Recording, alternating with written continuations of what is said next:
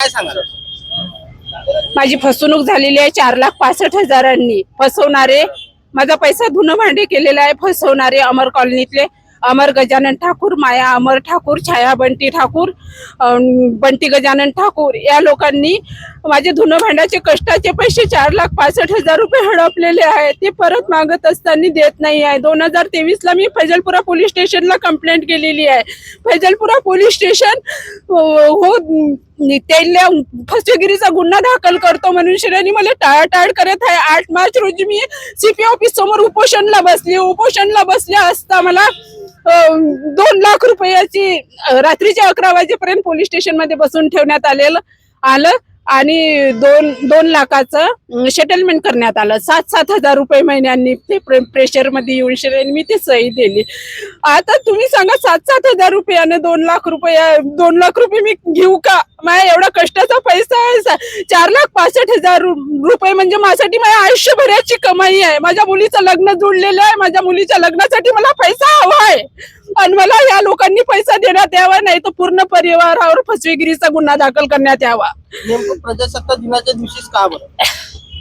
प्रजासत्ताक दिनाच्या दिवशीच का बरं? तर प्रजासत्ताक दिन स्वातंत्र्य दिन आहे ना. आज महिलासाठी अधिकार आहे. महिलासाठी सगळे काही झटणारे लोक आहे, पण माझ्यासाठी कोण आहे? आज मी अमरावतीतल्या प्रत्येक कोणत्यात जाऊन फिरलेली आमदार, खासदार, नगरसेवक, कार्यकर्ता. आज माझ्यासाठी कोण आहे?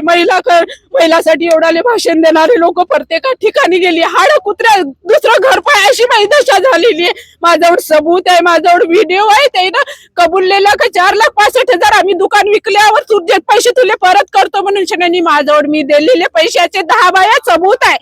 तर मला काऊन न्याय नाही भेटत आहे? मला काऊन फिरवत आहे?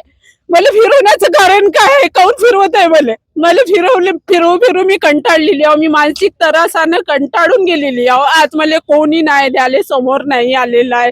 ना पोलीस स्टेशन आहे, ना आमदार खासदार आहे, ना नगरसेवक आहे, नाही कोणी आहे. मी आज अमरावतीतल्या प्रत्येक कोणत्या धुणं भांडे करणारी 9 ते रात्री 9 वाजेपर्यंत पैदल फिरलेली आहे. या माझ्या त्रासाचा कोण जिम्मेदार आहे?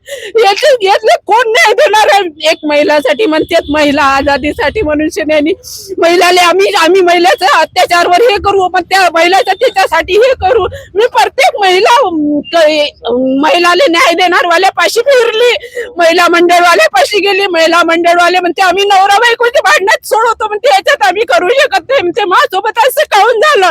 काऊन होत आहे? मला शासनाला काय मागणी आहे तुमची? शासनाला मागणी आहे माझे पैसे परत देण्यात यावे, नाही तर मग मला त्यांच्या पूर्ण परिवार, ठाकूर परिवार, छाया, माया, अमर, बंटी याच्यावर फसवेगिरीचा गुन्हा दाखल करण्यात यावा.